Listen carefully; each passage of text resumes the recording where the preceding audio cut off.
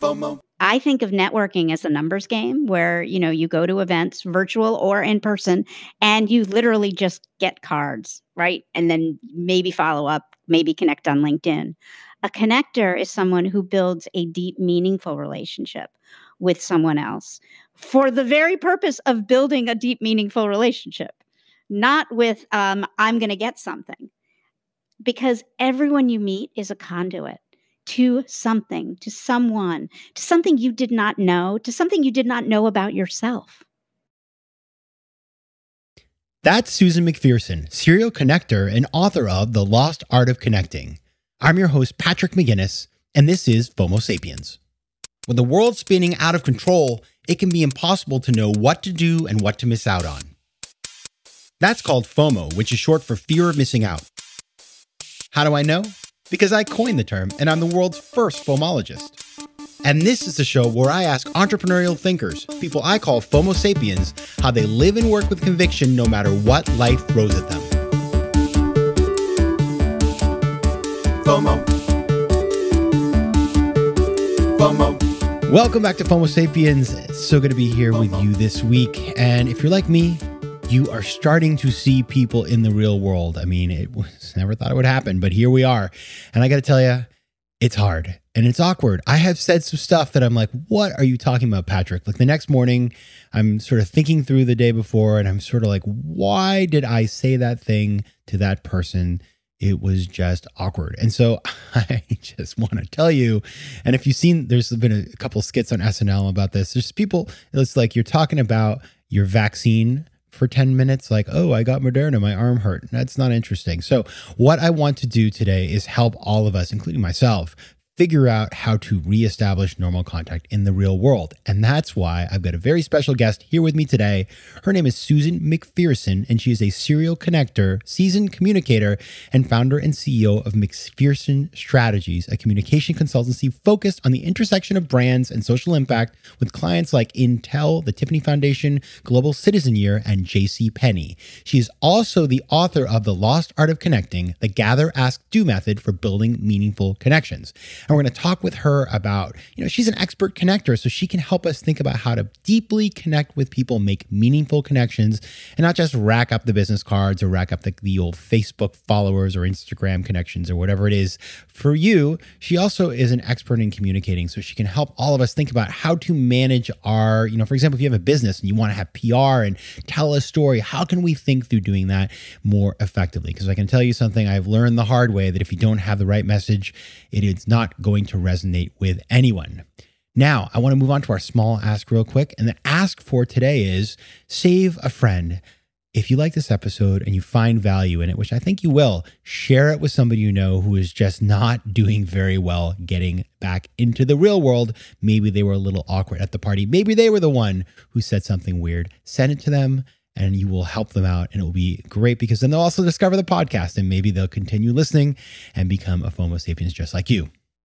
And now onto the interview. So what I love about Susan is that she is a connector. I've known her, actually, I met her earlier this year through some other stuff. And she knows everybody. And she immediately helped me out with a bunch of stuff. So it's just kind of who she is. And so just to get started, I wanted to get inside her head a little bit. So I asked her the following question. Susan, you are a serial connector. So what do you do differently than other people? And why do you think you do that? Well, I was raised by two serial connectors way back when, probably long before you were born, late 60s, early 70s. And the usual situation in the Spector household, which is my maiden name, was trying to find real estate on the breakfast table because both my parents were clipping rapidly and furiously the 5 local newspapers plus yesterday's New York Times. And they were clipping so that they could then put in envelopes with little typewritten missives saying, thinking of you, thought of you. And this went on for years. And honestly, my father, who passed in 2008, continued all the way using a manual typewriter till 2007. So it was inbred, I guess, if that's a word, in me as a child. And I just assumed everyone did it. I remember when I first read the Malcolm Gladwell, when he wrote about connectors, I think in The Tipping Point. And he talks about somebody who had gone to a restaurant and they liked it. So they told 37 people. And I was like, well, doesn't everybody do that? And I just realized. Well, it's a lot. I mean, I will say it's a lot easier today with our technology. But Malcolm Gladwell also wrote what is now a very infamous article, infamous, about a woman named Lois Weisberg, who is actually featured in my book, who was known as the connector of Chicago throughout her lifetime, where she literally connected people, not just in her own, whatever industry she was in, but all walks of life, and literally created tapestries of people. So is this, I mean, so you were taught this at the breakfast table. I don't know where I got mine from, but do you think this is nurture or nature? And if you are an introvert, right? If you're like a shy person, can you still be a connector? I absolutely think you can be a connector. You may not be a master networker. There is a difference. And I think of networking as a numbers game where, you go to events, virtual or in person, and you literally just get cards, right? And then maybe follow up, maybe connect on LinkedIn. A connector is someone who builds a deep, meaningful relationship with someone else for the very purpose of building a deep, meaningful relationship, not with, I'm going to get something. Because everyone you meet is a conduit to something, to someone, to something you did not know, to something you did not know about yourself. I remember when I first started, quote unquote, networking, and I would come back from some event and I'd have because people used to give out business cards. Remember those old days? I think the pandemic killed the business card, by the way. I don't want to touch your business card. I don't care if everybody's been vaccinated. But I remember I come back with a stack of business cards and I'd throw them on the table. And then I keep doing that. And then by the end of the month, you're kind of like, well, I should do something with these. And you're like, who are all these people? Right. And there is this culture of collecting connections rather than doing anything with them. And so the whole point of this book is to say something completely different, which is, it's not about the numbers. It's about doing something real. So take us into the kinds of things that you recommend to people who actually want to make real connections. Sure. Well, the number one theme that actually is woven through the entire book is leading with, how can I be of help? Rather than what you just addressed was when we used to go to that. I mean, I say we used to. I mean, this is something that will go on, but that notion of what can I get? What can I walk away from with? And I sincerely recommend that you pivot and instead lead with the questions of, how can I be helpful to you? What's going on in your life?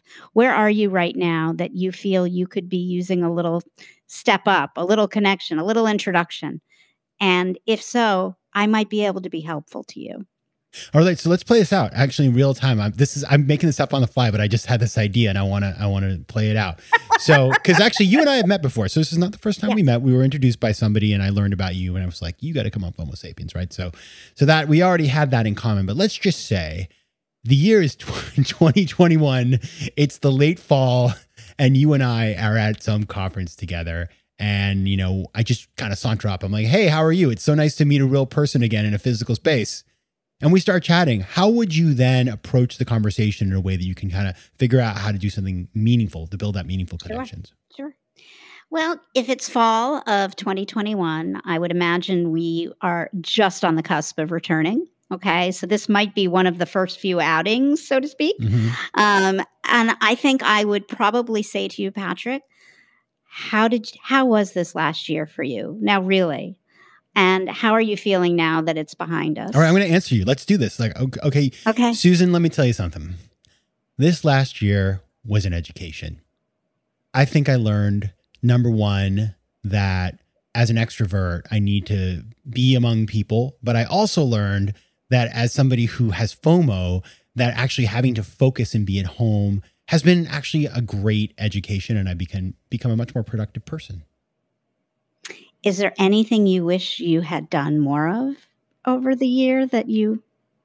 Yeah, there definitely is. I think the things that I missed out on over the year were meeting people who could be great guests on my podcast. That was harder when I was stuck at home and just, wasn't able to go out into the world and meet people in real time. Well, you know what? I happen to run a consulting firm that does social impact. And we have some of the coolest clients known to mankind. And I bet you I might be able to introduce you to some folks who might be good guests. And not only that, might be able to draw even higher listening numbers to your podcast. I'm being silly, but and then I say, okay, I'm going to pay for this round because you just helped me. And it's true. Like that actually, I mean, I didn't think you were going to go there, but that's actually a pretty good point. Let's imagine that we did that conversation again. What might I have done? Like say I had answered that differently. Could I have answered those questions in a way where it was impossible for you to help me? Of course. I mean, nothing's perfect, right? And I am sure I am that obnoxious person that continues to ask questions because that is where I'm most comfortable, right? Then, of course, then the onus isn't on me, right? I'm digressing. But I think, one of the things is we are woefully bad at listening. Okay. I was very careful to listen to what you were saying. And, if we were in a crowded room, that might have been a little bit more challenging than on this conversation. But I think what I think we did was totally natural and normal. And I think if you notice, my response immediately was to go to where I could be helpful. And the most important thing, though, would be then tomorrow actually following through. Or the next week. It doesn't have to be the next day. I just personally, I find with everything going on that sometimes it's easiest to do right away, or at least make a note to yourself. And the other thing I recommend, not that you asked for it, if I said I could do something and then I can't do it, don't ghost people. Literally come back and say, you know what, Patrick, I can't do that right now. I kind of was I exaggerated a bit. We don't have a whole bunch of interesting clients right now, but when we do, I'm going to come back to you and I'm going to offer them up. Yeah. The etiquette of this is so important. You've just made a really good example of how ghosting is inappropriate. And one of the things that I notice is I'm always introducing people to other people, and I'm sure you are too. And I tell people it's fun. Yeah, it's fun. Right. And I'm happy to do it. But then, so they say, can you introduce me to XYZ? And I say, sure, just send me an email that I can forward, make it easy for me. Right. And then they respond to that email and say, okay, and they write their little blurb. And then I always respond back to them and I say, please send a fresh email. Like, it's like little things. So let's talk a little about I'm thinking my pet peeves here. Let's think a little bit about the etiquette of when you are in a networking situation, when you're building a relationship with somebody, when you're asking for favors or helping with other people. What are some of the basic things that we should do or not do to make life easier for the other person? Sure. I think first of all, erase the statement, can I pick your brain? Just okay, tell me, why is that? Unpack that for me. But I will say, you can still pick people's brain. Okay? I mean, there's 1,000 ways to say it without saying it that way. Okay? But I think it goes back to lead with how you can be helpful first. If you can be helpful to people, they will let you pick their brain. If you show them right up front, very truthfully and honestly, that you are there, it is a reciprocity relationship, then you know what? My brain is for the picking. Okay. But I do think, yes, I'm not, what is it? Manners, Miss Manners. I mean, that isn't, I think I've learned, I'm 56 years old and I've learned a lot in my 56 years. I've learned to actually say my age. I mean, that's a big deal. But I do think, it's being human. It's being kind. It's leading with kindness and leading with how do you want people to treat you should be how you want. And common sense. I mean, your point about, yes, responding back and not in a fresh email. It happens all the time. And I think it's not because people aren't, I don't want to say they're not stupid. I think people are just so busy, they don't stop to think. So I think to put your connector hat on, if you want to be easy to be connected to, do the things that make it easy to be connected to. Be kind, be thoughtful, be considerate, be inquisitive, and listen. I also think it's kind of the basic idea of a lot of times when we're doing connections with people, they're people that we have a friendly relationship with, that we want to be friends with. And so we start to move the communication into the friend zone. and out of the business zone. And so as you, and by the way, FOMO Sapiens, if you want me to introduce you to somebody, I'm happy to do it, but send a fresh email. And remember that until, you know, we're hanging out and we're old friends, this is a business relationship. It's a cordial one and we're getting to know each other, but it's better to approach it from a business perspective. That way you're a little bit, maybe a little bit more formal, but you're, you know, there's no typos, it's formatted and all the things that make you come across as much more credible. Now, Susan, as we're talking, you made it clear the value of offering to help, right? And I think anybody who's on the receiving end of that is very thankful. Now, I want to tell you, I talk to a lot of people who are connectors, and this is the thing they always tell me. Patrick, I make so many connections. I'm always introducing people. And you know what? I feel like I don't get anything back. I feel like I never monetize that. Like I'm putting out all this energy, but it's like I'm spending my life solving other people's problems and getting nothing in return, which I think, and by the way, I totally know what that feels like. And so how do we get into a space where we're actively helping other people, but yet we're creating the conditions where that can come back to us? Well, I can tell you through my own life experience. Sure. My business now is 8 years old. And I should say our business, because I have a remarkable team of employees, which you have had the pleasure to interact with a couple of them. And 8 years in, 98% of the business has been inbound. I think your listeners can understand how that happened. Okay. That was from years of thinking, if not thinking, oh, what am I getting from introducing these people? And I can tell you the meetings that I took, the introductions that I made at age 25, at age 35, the thought of at age 48 that I was going to be founding a business and being an entrepreneur could not have been further from the ethosphere of my brain. So there was no kind of intentional, like I'm doing this, what's going to, how am I going to be rewarded for it? It has rewarded and it continues to reward.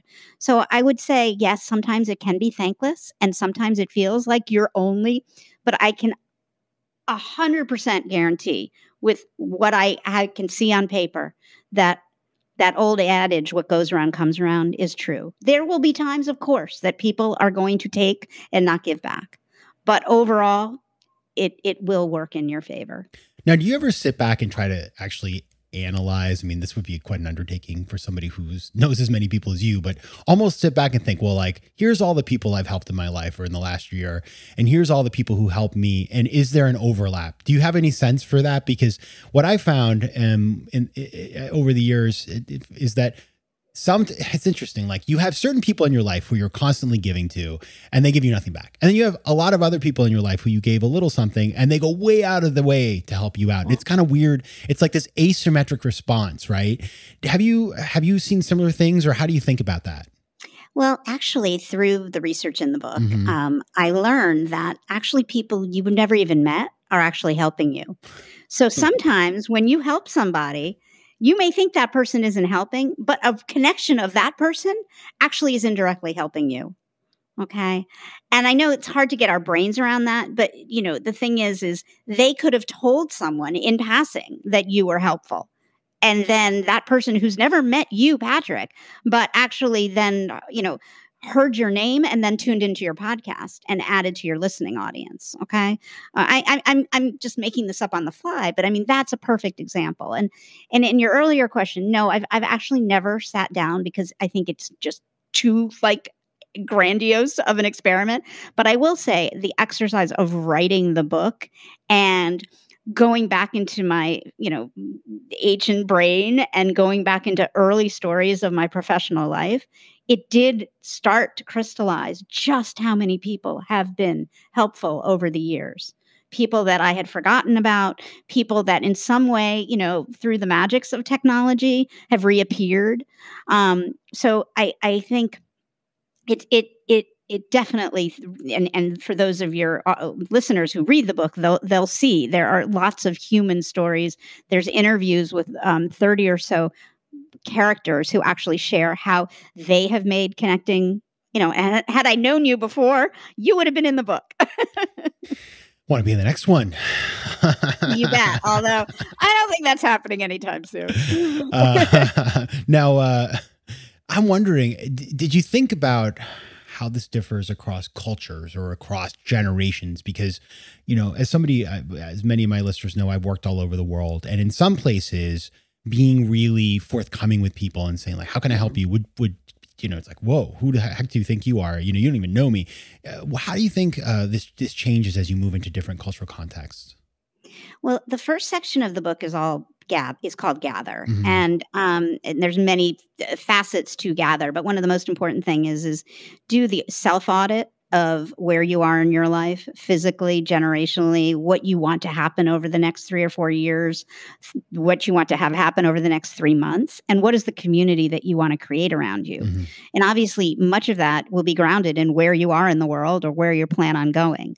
And I am a big believer in reading the room, you know, in a very hypothetical sense. So, you know, if you are in a culture where it is inappropriate to be inquisitive, asking a lot of questions, then don't do it. Right. I mean, I don't want to put anyone in an uncomfortable situation.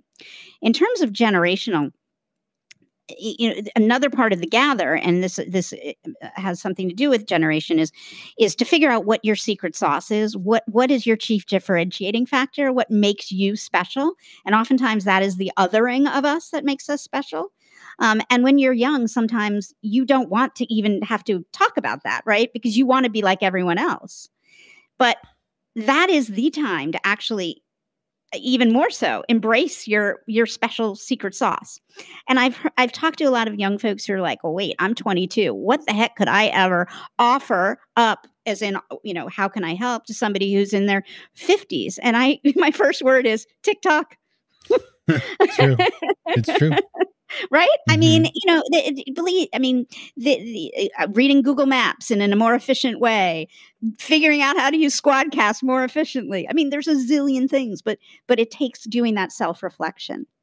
Yeah, you need to have those people in your life. And this is something I've learned. It's like I have a good friend who's like in, you know, kind of like 30, who knows how to use all the Sonos and has like, you know, all the tech. And then I've got, you know, other people in my life who are much older than me and have all kinds of like life experience on, you know, some complex, you know, like really crazy stuff. And you can go to them. And so having people around you and that are your squad that have these differentiated skill sets and that you can contribute back into, where it's not, and then it's not about giving and taking and asking and it's just about like people knowing where to go for help and then offering it freely because they know that this is sort of a reciprocal relationship. That's like the place you want to get to, right?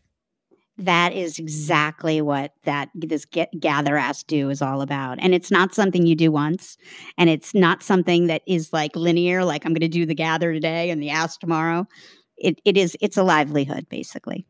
What do you do? I had this really funny, awkward moment recently where I had a call with somebody, a really impressive person that I was introduced to. It was one of these, like, we didn't really have an agenda. We were just kind of chit-chatting a little bit. And then at the end of the call, he says to me, "How can I help you?" And I was sort of like, I don't know, like, buy all my books, right? Like, I don't know, like, you know, give me 5 stars for the podcast. But it really was, my answer to him, which probably was not, I don't know if it was a good answer or bad answer. I said, "Listen, nothing right now, but if anything changes, I'll come back to you." Do you think, I mean, did I blow it there, or how would you think about it? Is there a good response that one should have? Because I feel like if one's meeting somebody like you, who is really great helper, and then, you know, when we're offered help, we kind of freak out a little bit, was what I did, then we're wasting an opportunity. So what's your advice to me for that one? You didn't waste an opportunity. You would waste an opportunity if you didn't follow up. Okay. And ask again. And quite frankly, I think it is, in my book, it's better to be actually thoughtful and give it some thought rather than just thinking on, you know, something off the top of your head that might actually not be something you really need. Okay. Yeah, like I could use a hug right now. Just give me a hug. Yeah. That would be weird. Well, but you know what? If you'd said that would have actually been lovely. And not in a pandemic. Yeah, no, that's very true. But a virtual hug is totally doable. But I think you have now, the door is open, right? Like that person actually gives you a tremendous opportunity to then respond. And actually you're helping him because you are responding. And you heard him, right? There's an acknowledgement and the importance of showing people you've seen them, you've heard them. Mm-hmm. That's true. And you know, one of the things that I like to do, even if I'm not offering like a specific help, is I love to recommend books or articles to people, kind of like your parents did. Yeah. That's one thing I think we all can do is just, when you meet somebody, if you start to chat with them and maybe you're like, I don't know, it could be that you met somebody that you think, wow, what could I ever do for this person? I don't even know TikTok. But if there's something you've read or seen that you think is insightful and you share it with them, it's such a low friction give, but it can really make a difference. Even just when you follow up, mentioning something you actually talked about during your conversation to relay the fact that you listened to the person is a massive step in the right direction. I love it. All right, let's move on to the topic that you are an expert in. Besides this, you're an expert in a lot of things, but you run a communications firm, public relations. It's really at the intersection of businesses that are, doing business, but also have social impact. And many of the people listening to the show right now, I know that they are dealing with the challenge of getting the word out there, telling the story about what they do if they're an entrepreneur or working in a company. And this is what you do all day long. And if you have never worked in PR, and thankfully I've had some experiences now to build some knowledge, and it's like, it is one of these things that once you sort of see the matrix, it becomes clearer. But when you're on the outside, it just seems very confusing. So say one of our listeners is looking to hire somebody to help them, a PR firm or internal. What are the kinds of things that they should look for, and what's realistic to expect? I mean, it's like people think they're going to be a New York Times cover tomorrow. That is probably not realistic. So what's a realistic success in this kind of campaign? Well, first of all, I need to just kind of gently correct the record in that, yes, we use PR, but we help organizations communicate their impact. So there are multitudes of beautifully brilliant public relations firms that will help you get press. Where we will help you get press is if you are authentically, honestly doing social impact work. Okay. Whether that is bettering the environment, whether that is funding causes, whether that's investing in people of color who are building businesses, that is the kind of impact work. So I just wanted to make sure.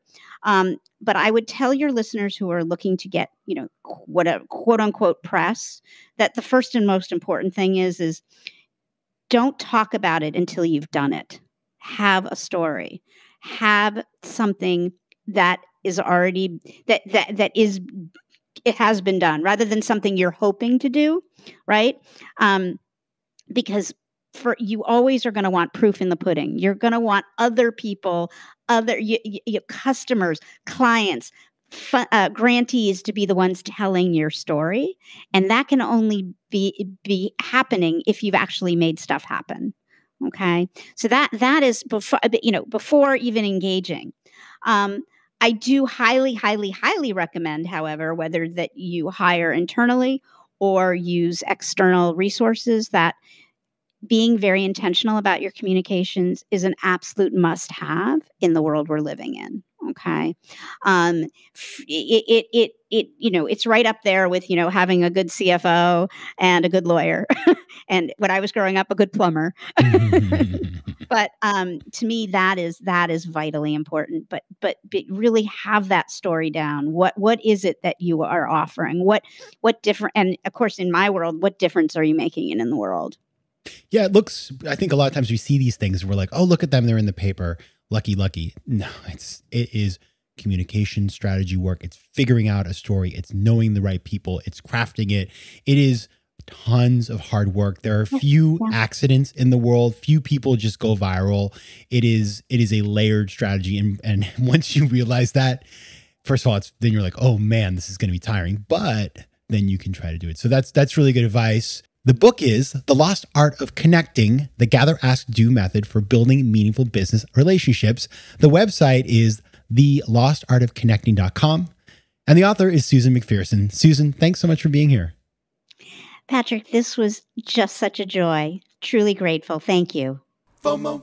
Big news. We now have a brand new website. So head over to FOMOSapiens.com where you can listen to past episodes, learn more about the show, and find out how to advertise. Also, head over to Spotify where you can find and follow playlists of the best of the show. You can also connect with me on Instagram at Patrick J. McGinnis, on Twitter at PJ McGinnis, and on LinkedIn.